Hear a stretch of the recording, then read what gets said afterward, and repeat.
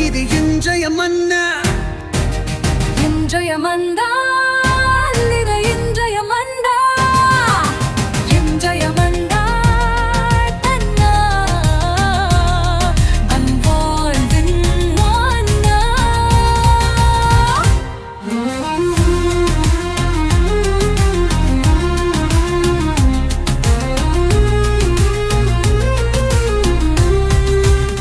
இயேசுவுக்கு பிரியமான அன்பு இறை உறவுகளே, நண்பர்களே, உங்கள் ஒவ்வொருவரையுமே சிறப்பாக இந்த புதிய நாளில் சந்திப்பதில் மிகுந்த மகிழ்ச்சி. ஒவ்வொரு நாளும் இன்றைய மன்னா என்ற இந்த நிகழ்ச்சியின் மூலமாக இறை வார்த்தையை நாம் படிக்க, தியானிக்க, அதன்படி வாழ நமக்கு ஒவ்வொரு நாளும் இன்றைய மன்னா துணையாக இருக்கிறது. இறைவன் கொடுத்த இந்த கொடைக்காக நன்றி கூறுவோம். ஒவ்வொரு நாளுமே இறைவன் நம் ஒவ்வொருவருமே அபரிவிதமாக ஆசீர்வதிக்கிறார். நல்ல உடல் உள்ள ஆரோக்கியத்தை கொடுக்கிறார், மகிழ்வை கொடுக்கிறார். அப்படிப்பட்ட இறைவனை நம்முடைய வாழ்க்கையில் நமதாக்கி கொண்டு அவரோடு இணைந்து பயணிப்போம். அன்புக்குரியவர்களே, இன்று நம்முடைய தாயாம் திரு அவையானது புனித வியாகுல அன்னையின் நினைவை கொண்டாடுகிறது. அன்னையினுடைய துயரங்களை நினைத்து விழா எடுக்கிறது. வியாகுல மாமரியே, யாகத்தின் மாதாவே, சிலுவை அடியினிலே சிந்தை நுந்தழுதாயோ. வியாகுல மாமரியே, யாகத்தின் மாதாவே. ஆம் பிரியமானவர்களே, சிறப்பாக தவக்காலத்திலே அன்னையினுடைய துன்பங்களை நினைத்து நாம் தியானிப்போம். இன்று சிறப்பாகவே நம்முடைய தாயாம் திரு அவை இந்த அன்னையினுடைய துன்பங்களை, துயரங்களை, வியாகுலங்களை நினைத்து விழா எடுக்கிறது. இந்த விழாவினுடைய மைய கருத்து என்ன, என்ன செய்தியை இந்த விழா நமக்கு கற்பிக்கிறது என்று பார்க்கிற பொழுது, துன்பத்தை துணிந்து சந்திக்கும் அன்னை மரியாள், துன்பத்தை கண்டு துவண்டு ஓடாமல் அன்னை மரியாள் துணிவோடு சந்திக்கிற ஒரு நாள் தான் இந்த நாள். அதை நாம் நினைவு கூறுகிறோம். ஒரு சின்ன வலி வந்துருச்சுன்னா நம்மளால தாங்க முடியாது. சின்ன ஆபத்து அப்படின்னு சொன்னா நம்மளால அதை ஏற்றுக்கொள்ள முடியாது. ஒரு நாய் துரத்துது அப்படின்னா உயிருக்கு பயந்து எப்படி ஓடுறோம். ஓடுற வழியில பெரிய கிணறு இருந்தா கூட அதை அப்படியே தாண்டிட்டு ஓடுவோம். அந்த அளவுக்கு எனர்ஜி நான் எப்படியாவது வாழ்ந்துடணும், துன்பம் எனக்கு இருக்கக்கூடாது அப்படின்னு நினைக்கிறோம் இல்லையா? ஆம் பிரியமானவர், எப்படிப்பட்ட துன்பம். நான் தேர்வு எழுதுறேன் அப்படின்னா அதில் நான் தோற்று போயிடக்கூடாது, அது பெரிய அவமானம் இல்லையா? வாழ்க்கையில நான் வீடு கட்டுறேன், அதை நல்லா கட்டி முடிச்சணும், அந்த துன்பம் எனக்கு வந்துடக்கூடாது, அவமானம் வந்துடக்கூடாது. இப்படி என் வாழ்க்கையில எப்படிப்பட்ட துன்பங்கள் வந்தாலும் என்னால் சந்திக்க முடியல, அதுலேருந்து நான் மீண்டு வந்துடணும், உடனே எனக்கு விடுதலை கிடைக்கணும்னு நம்ம பார்க்குறோம். ஆனால் அன்னை மரியாள் பாருங்க, தன்னுடைய ஒரே மகன் கண் முன்பாக அவர் எப்படி சித்திரவதை செய்யப்பட்டார், மறிக்கப்பட்டார் என்பது நம்ம எல்லாருக்குமே தெரியும். இதுதான் வியாகுல அன்னையினுடைய துன்பங்கள் ஒவ்வொரு நாளும் அனுபவித்த ஒரு விழா. அன்புக்குரியவர்களே, இதோ சிறப்பாக அன்னை மரியாள் எப்படி துன்பங்களை சந்தித்து துணிவோடு ஏற்றுக்கொண்டார்களோ, அப்படி என்னால் அந்த என்னுடைய வாழ்க்கையில் வருகிற எல்லா துன்பங்களையும் ஏற்று துணிவோடு நான் இறைவனோடு இணைந்து பயணிக்க முடியுமா? துன்பம் வந்தா கடவுளை ஒதுக்கிட்டு, ஆண்டவரே உனக்கு கண்ணு இருக்கா, காது இருக்கா, ஏன் இப்படி எனக்கு சோதனை கொடுக்குறேன்னு, இனி நான் உன் ஆலயத்துக்கு வரமாட்டேன், இனி நான் உனக்கு ஆராதனை செலுத்த மாட்டேன்னு ஆண்டவரை ஒதுக்கிட்டு வாழ்றோமா? சிந்திக்கத்தான் இந்த விழா. அன்புக்குரியவர்களே, சிறப்பாக இந்த விழாவின் மூலமாக நான் தியானித்த 3 முக்கியமான கருத்துக்களை கூட உங்களோடு பகிர்ந்து கொள்ள ஆசைப்படுகிறேன். முதல் கருத்து என்ன என்றால், அன்னை மரியாளுடைய 7 வியாகுலங்கள், 7 துன்பங்கள். வரலாற்றிலே சிறப்பாக திருவிவிலியத்தினுடைய அடிப்படையில அன்னை மரியாள் தன்னுடைய வாழ்க்கையில் சந்தித்த மிக முக்கியமான 7 துன்பங்களை பற்றி சொல்லுகிறார்கள். அந்த 7 துன்பம் மட்டும்தான் அன்னை மரியாளுக்கு இருந்துச்சுன்னா இல்லை, இது விவிலியத்தின் அடிப்படையிலே நாம் எடுத்துக்கொண்ட ஒரு கருத்தாக இருக்கிறது. ஒரு தாய், பிள்ளையை பெற்ற ஒரு தாய் இதை விட நிறைய துன்பங்களை அனுபவித்து இருப்பார்கள் இல்லையா? ஆனால் இந்த 7 துன்பங்கள் என்ன, 7 துன்பங்கள் அப்படின்னு பாக்குறப்போ, அந்த முதல் துன்பம் என்னன்னா, அந்த சிமியோன் அன்னை மரியாள் உன்னுடைய இதயத்தை ஒரு வாள் ஊடுருவும் அதில் ஆரம்பிச்சு இயேசுவை கல்லறையில் அடக்கம் செய்வது வரை 7 துன்பங்களை அன்னை மரியாள் சந்திக்கிறார்கள். முதல்ல இந்த சிமியோன் சொன்னது, உன்னுடைய இதயத்தை ஒரு வாள் ஊடுருவுன்னு சொன்ன உடனே கலங்கி போனார்கள். இரண்டாவது, தன்னுடைய மகனை எகிப்திலிருந்து தப்பிக்க, ஐயோ என் மகனுக்கு உயிருக்கு ஆபத்தாச்சுன்னு இரவோடு இரவா தூக்கிட்டு போறாங்க. அது ஒரு பெரிய துன்பம். இரண்டாவது, சிலுவையை சுமக்கிறார். தன் தாய், உன் மகன் இவ்வளோ பெரிய சிலுவை சுமக்கிறாரே, கண்ணால நான் பார்த்துட்டு இருக்கிறேனே, ஒரு தாயா என்னால ஒன்றும் பண்ண முடியலன்னு கண் கலங்குகிறார்கள். அது ஒரு பெரிய துன்பம். அடுத்ததாக 4வதாக இயேசுவை சிலுவையில் அறைகிறார். 3 ஆணிகளை கொண்டு அறைகிறார்கள். அப்ப அந்த அறையும் போது பாக்குறாங்க அன்னை மரியாள், ஐயோ எவ்வளோ ஒரு சின்ன முள்ளு குத்துனா கூட என்னால தாங்க முடியாது. என் பையன் குழந்தையா இருக்கும்போது கீழே விழுந்தது கூட என்னால தாங்க முடியாம ஓடி போய் அரவணைச்சனே, இப்ப அவ்வளோ பெரிய ஆணிய கையிலையும் காலிலையும் அடிக்கிறாங்களே அப்படின்னு சொல்லிட்டு கண் கலங்குகிறார்கள். அதுக்கு முன்பாக இயேசு கிறிஸ்து ஆலயத்தில் காணாமல் போய் விடுகிறார். தேடுறாங்க, 3 நாள் தேடுறாங்க, ஐயோ என் மகனை காணவேன். அது ஒரு தவிப்பு.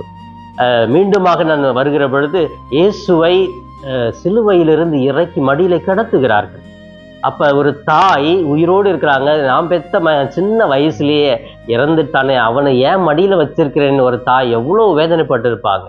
அடுத்ததாக தன்னுடைய மகன், நான் மறிக்கல, ஆனா என் மகனை நான் அடக்கம் செய்கிறேன்னு சொல்லிட்டு அடக்கம் செய்கிறார்கள்.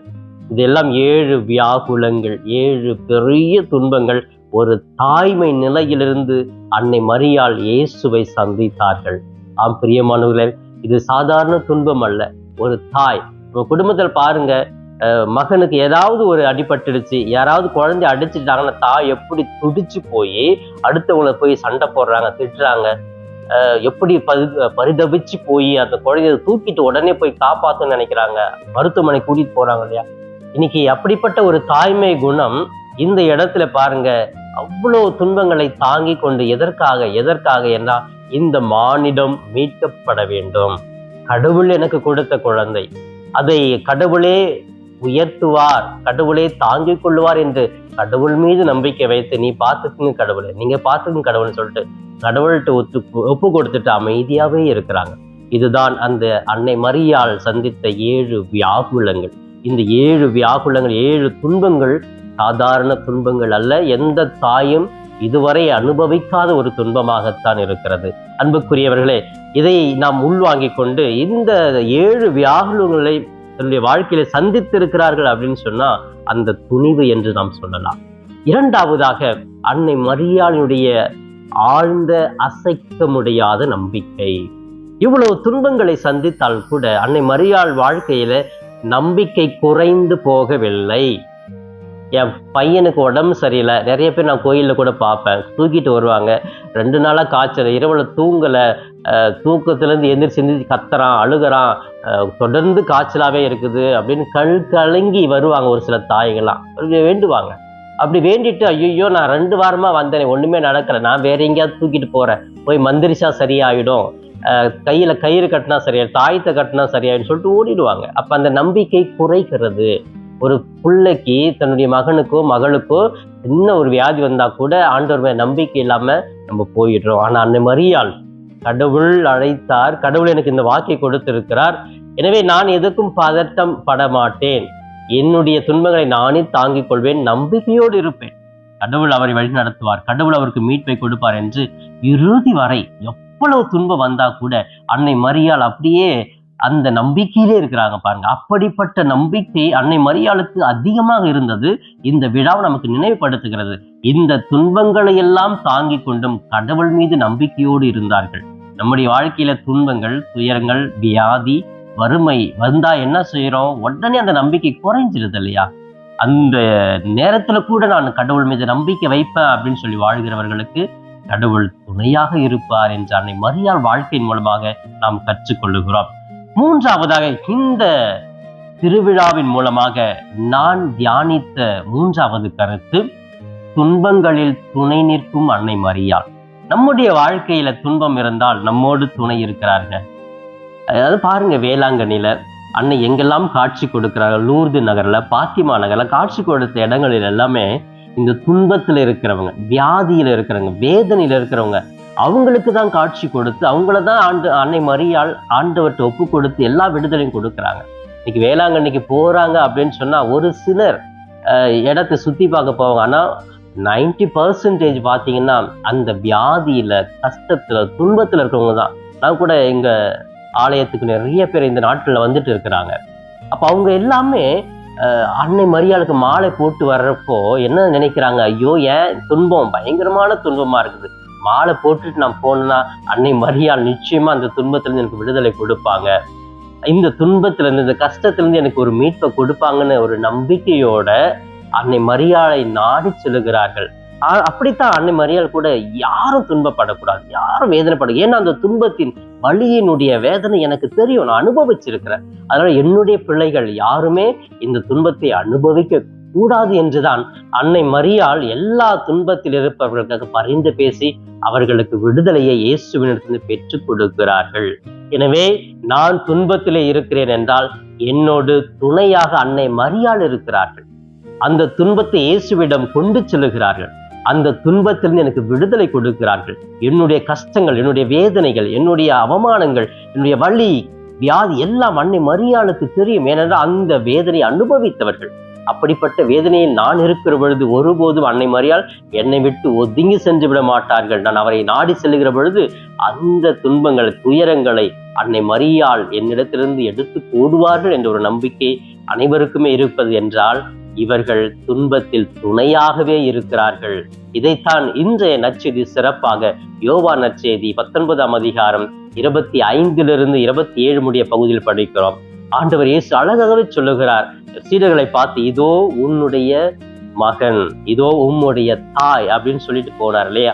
அந்த ஒரு வாக்கு இன்னைக்கு வரைக்கும் அன்னை மரியாள் ஒரு தாயாக அனைத்து பிள்ளைகளையுமே அரவணைக்கிறார்கள். அவர் துன்பத்தை தாங்கிக் கொண்டு அவரிலிருந்து விடுதலை கொடுக்கிறார்கள்.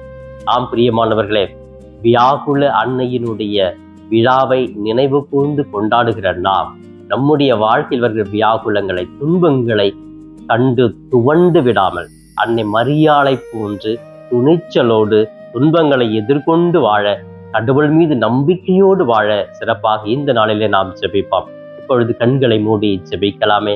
எங்களை நேசிக்கும் எங்கள் தாயும் தந்தையுமான இறைவா, உம்மை போற்றுகிறோம், வாழ்த்துகிறோம், ஆராதிக்கிறோம், நன்றி கூறுகிறோம். இதோ சிறப்பாக அன்னை மரியாளுடைய வியாகுல விழாவை நாங்கள் கொண்டாடுகிறோம். அன்னை மரியாளுடைய துயரங்களை நினைத்து நாங்கள் விழா எடுக்கிறோம். அவர்கள் பட்ட துன்பம், துயரம் மிக கொடுமையானது. எந்த தாயும் அனுபவிக்காத ஒரு துன்பமாக இருப்பதை நாங்கள் உணர்கிறோம். அப்படிப்பட்ட துன்பங்கள், இந்த 7 வியாகுலங்களை எல்லாம் நினைத்து கண்முன்பாக வேதனைப்பட்ட அன்னை மரியாள் கடவுள் மீது நம்பிக்கையாக இருந்தார்களே, அதை போன்று நாங்களும் எங்களுடைய வாழ்க்கையில் வருகிற துன்பங்களை எல்லாம் பார்த்து துவண்டு போகாமல் நம்பிக்கையோடு அதையெல்லாம் துணிவோடு சுமந்து பயணிக்க எங்களுக்கு ஆற்றலை கொடும். அன்பு தெய்வமே, சிறப்பாக இந்த நாளிலே இந்த மன்னாவை பார்த்து ஜெபித்துக் கொண்டிருக்கிற ஒவ்வொருவருக்கும் நல்ல உடல் உள்ள சுகத்தை தாரும், துன்பங்களிலிருந்து விடுதலை தாரும், கண்ணீரை துடைத்தருளும், வியாதியை குணமாக்கும், கஷ்டங்களை நீக்கிவிடும். இன்னும் பிரச்சனைகள், குடும்பத்தில் பிரச்சனை, சந்தேக குணங்கள், இப்படி குடும்பத்தில் நிம்மதி இல்லாமல் இருக்கும் ஒவ்வொரு குடும்பத்துக்கும் மன நிம்மதி, அமைதியை கொடுத்திருடும். வேலை செய்கிற இடங்களிலே அமைதி இல்லை, பயண வேலையிலே எங்களுக்கு பாதுகாப்பு இல்லை, இன்னும் குடும்பத்திலே கடன் பிரச்சனை, சாத்தானுடைய ஆதிக்கம் அதிகமாக இருக்கிறது, பொல்லாருடைய வஞ்சக சூழ்ச்சிகள் அதிகமாக எங்களை நெருக்குகிறது என்றெல்லாம் வேதனைப்படுகிற ஒவ்வொருவருக்கும் விடுதலையை நிறைவாக கொடுப்பீராக, மன அமைதியை கொடுப்பீராக, உமது கரங்களில் தாங்கி அவர்களை வழி நடத்துவீராக. இவையெல்லாம் எங்கள் ஆண்டவரும் மீட்பருமான இயேசுவின் இணையற்ற நாமத்தில் ஜெபிக்கிறேன் என் ஜீவனுள்ள நல்ல பிதாவே, ஆமேன், ஆமேன். பிரியமானவர்களே, இந்த நாள் இனிய நாளாக, இறை அருளை நிறைவாக பெற்று மகிழும் நாளாக இருக்க வாழ்த்துகிறேன். உங்கள் ஒவ்வொருவருக்காக சிறப்பாக என்னுடைய தனிப்பட்ட ஜெபத்திலும் திருப்பலியிலும் கூட ஜெபிக்கிறேன். இயேசுவுக்கே புகழ், மரியே வாழ்க.